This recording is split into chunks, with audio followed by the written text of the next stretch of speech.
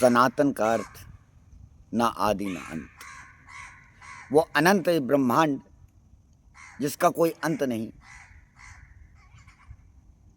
वो ब्रह्म अनंत, वो शिव अनंत। उस ब्रह्म अनंत का अर्थ समझो कि ज्ञान अनंत है, और उसी प्रकार ही ये शिव अनंत है। शिव अर्थात मृत्यु, जो अनंत है, शून्यता है। हमारे वेदों को जानो, हमारे शास्त्रों को जानो, हमारे उपनिषदों को जानो। हमारे जो ऋषि मुनि थे वो बहुत बड़े वैज्ञानिक थे, उन्होंने खोज की, स्वयं के भीतर गए। आप लोगों को बार बार समझाना चाहा हमारे ऋषि मुनियों ने कि भीतर जाओ। इतना मंदिर क्यों बनाए? उन्होंने केंद्र देखा, उस ऊर्जा को, केंद्र को समझा। वो जानते थे, वो समझते थे कि इस क्षेत्र में मंदिर बनाए जाएं ताकि वहां आने वाला ऊर्जा प्राप्त कर सके।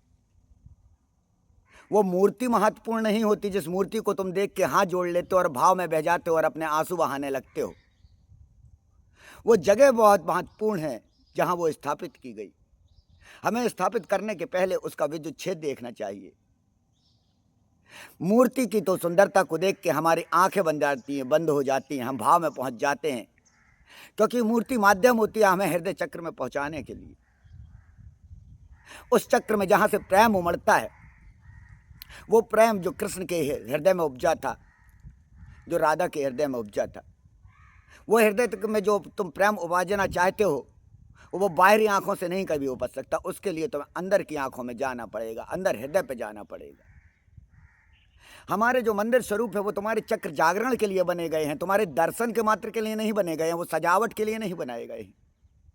तुम कितने भी वैभवशाली बना लेना, उससे मनुष्य के अंतर मन में वो दशा नहीं पहुंच पाएगी जिसके लिए मंदिर का निर्माण किया गया था। वो मन का द्वार है जहां पहुंच के तुम्हें अपने मन को बंद कर लेना है। वहां तुम्हारी इंद्रियों का नाश हो जाना चाहिए, तुम्हारी आंखें बंद होना जानी चाहिए, तुम्हारे कान से कोई आवाज नहीं आनी चाहिए। तुम भीतर चले जाना चाहिए अपने हृदय चक्र में, लेकिन तुम अपनी कानों की आवाज और अपने नेत्रों के इतने गुलाम बने हुए हो कि तुम अंदर की आत्मा की आवाज को सुनना नहीं चाहते। वो आत्मा परम ज्ञानी है। जिस प्रकार से अभिमन्यु ने पेट में गर्भ में ही इतना ज्ञान ले लिया था, अर्थात आत्मा सर्वज्ञानी है। और जब बच्चा छोटा होता है, आप जो भी ज्ञान लेते हो सब चीज़ लेने में निपुण हो जाता है, और हर ज्ञान लेने लगता है। जैसे जैसे बड़ा हो जाता है वो अपनी बुद्धि को ही सब कुछ समझने लगता है। इससे आप समझ लीजिए कि छोटा बच्चा कितना ज्ञानवान होता है। वही छोटा बच्चा बनाना ही हर धर्म सिखाता है, चाहे वो हिंदू धर्म हो, चाहे मुस्लिम हो, चाहे वो बौद्ध हो, चाहे जैन हो। हर एक धर्म में महावीर स्वामी ने क्या कहा, महात्मा बुद्ध ने क्या कहा, क्या कहा हमारे ऋषियों मुनियों ने? तुमने कुछ पढ़ा ही नहीं, तो अंधों की भांति आंख बंद करे सिर्फ कान से सुन रहे हो जो लोग बोल रहे हैं। तुम क्यों नहीं पढ़ते? मैंने वेबसाइट क्यों बनाई है positivethought.center.com। जानो अपने शास्त्रों को। तुम आडंबर में क्यों इतना दौड़ रहे हो? कुछ नहीं मिलेगा तुम्हें आडंबर से, सिर्फ मनो शांति के लिए है। तुम्हारा समय कटाया जा रहा है, तुम्हारा समय कटता जा रहा है। तुम्हें ईश्वर ने मनुष्य क्यों बनाया था? जानवर क्यों नहीं बनाया? जानवरों का काम होता है कि भेड़ चाल में चलना, जिस प्रकार से चलाया जा रहा है वैसे ही पीछे चलते जाओ। मनुष्य का अर्थ बुद्धि का इस्तेमाल करना। हमारे पूर्वज भी जानवर थे, वो चार पैरों पर ही चलते थे। धीरे धीरे उनका विकास हुआ और हम दो पैरों पे आ गए। हमारे मस्तिष्क इतना विकासशील हो गया कि हम ब्रह्मांड की उन कलाओं को समझने लगे जिसके द्वारा हमारा शरीर का ये निर्माण हुआ, और जिस प्रकार से हमारा भाग्य का निर्माण होता है। हम अपने भाग्य को बदल सकते हैं, हम अपने भाग्य का निर्माण कर सकते हैं, लेकिन तुम्हें उसकी क्रिया जाननी पड़ेगी। इस प्रकार की तुम बाहर जो क्रियाएं करते रहोगे, इससे तुम्हें कुछ भी प्राप्ति नहीं होगी। ये बाहर जितने भी माध्यम है वो अंदर जाने के लिए माध्यम है। ध्यान, धारणा, समाधि। जितने भी तुम मंदिर में पाठ करते हो, जितनी भी तुम दुर्गा सप्तशती करते हो, तुम हनुमान चालीसा करते हो, तुम जो पाठ करते हो, तुम जो भी पाठ करते हो, तो तुम पढ़ो अपने वेदों को, तुम पढ़ो अपने शास्त्रों को। अपने आप को सनातनी कहते हो, उसमें साफ साफ कहा गया है ये सब रास्ते हैं, माध्यम है तुम्हें भीतर पहुंचाने के लिए, ताकि तुम्हारी धार तेज हो और तुम्हारी धारणा प्रगाढ़ हो। मैं तो कोई साधु नहीं, कोई संत नहीं, महात्मा नहीं। मैं एक योगी हूं। मेरा काम है तुमसे कहना, मेरा तो कार्य है वो भीतर की दुनिया है, और वही मैं भीतर की दुनिया में तुम्हें पहुंचाना चाहता हूं, जहां से तुम सब कुछ प्राप्त कर सकते हो। बाहर किससे भीख मांगते हो? कौन तुम्हें दे सकता है? यहां सब भिखारी हैं। देने वाला परमात्मा है, परमात्मा कहाँ से पैदा होता है? तुम्हारी आत्मा से पैदा होता है, तब परमात्मा आता है। आत्मा यानी तुम्हारी आत्मा, परमात्मा यानी दूसरे की आत्मा, वो कोई भी आत्मा हो। तुम जो पत्थर में आत्मा ढूंढ रहे हो, पत्थर में कोई आत्मा नहीं मिलेगी, तुम्हें आत्मा मिलेगी एक जीवधारी में, तुम्हें पेड़ में, पशु में, पक्षी में, मनुष्य में। तुम क्यों पेड़ों के चक्कर लगाते हो? क्यों पेड़ों की पूजा करते हो? क्यों उसमें आत्मा को देखते हो और एक जानवर में नहीं देख सकते, उस मनुष्य में नहीं देख सकते जिसको तुम लूट रहे हो, उसे मानसिक रूप से पागल बना रहे हो, उन्हें भूत प्रेत के चक्करों में फंसा रहे हो। भूत प्रेत ऐसी कोई शक्ति है जो आ सकती है सामने? मनुष्य से बड़ी कौन शक्ति है? तंत्र मंत्र यंत्र क्या है ये शक्तियां? ये बनाने वाला कौन है? मनुष्य है। तो इसे खत्म करने वाला कौन होगा? मनुष्य होगा। तेरी आत्मा होगी, तेरी आत्मा। बस तू अपनी आत्मा को ऊपर को उठा, बुला अपने नेत्रों के बीच, और देख तेरे सामने कौन खड़ा हो सकता है।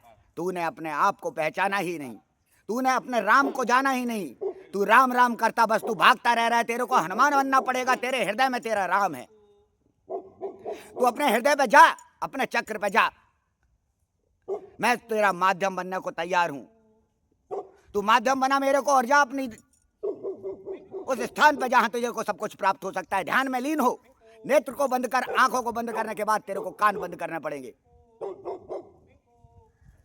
जब तू अपनी नेत्रों को, अपनी इंद्रियों को बंद करेगा, महावीर स्वामी यही कहते रहे, महात्मा बुद्ध यही कहते रहे, ओशो ने यही कहा, विवेकानंद ने यही कहा, जितने भी हमारे दार्शनिक हुए उन्होंने सबने यही कहा कि अपनी इंद्रियों को बंद करो, तब तो मनुष्यता में आ पाओगे, वरना तुम भी जानवर की भांति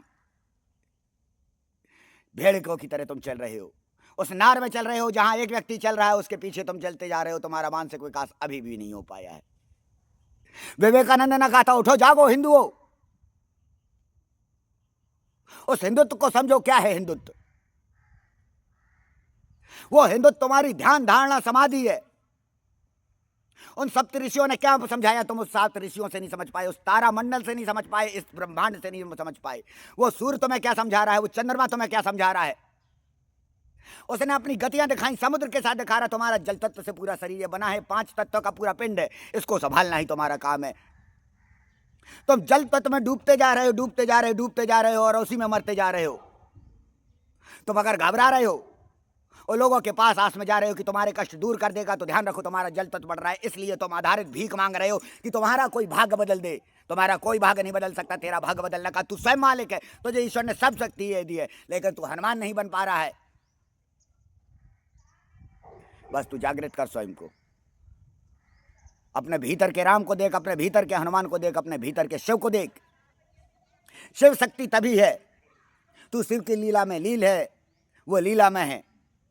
यदि तू सिर्फ शिव को देख रहा है, तुझे शक्ति को भी अपने भीतर ही देखना पड़ेगा। शिव के बिना शक्ति नहीं रह सकती और शक्ति के बिना शिव नहीं रह सकता। अगर तेरे भीतर शक्ति नहीं है और तू नपुंसक की भांति लोगों के पीछे घूम रहा है, तो समझ ले तू शिव का हो सकता है भक्त, लेकिन तेरे अंदर शक्ति नहीं आ पा रही हो। जिस दिन तेरे अंदर शिव शक्ति आ जाएगी, उस दिन तू सोच ले कि कोई भी शक्ति वो ब्रह्मांड की अनंत चेतन शक्ति होती, वही विद्युत शक्ति होती। और विद्युत को रोकना इस ब्रह्मांड में किसी के बस की बात नहीं। चाहे जो भी जितना भी बड़ा आ जाए, विद्युत को रोकने को वही विद्युत के तारा जो जीवित है, वही विद्युत तत्व है। तेरे को तीसरे नेत्र का जो पीनियल ग्लैंड ये दी है, समझ,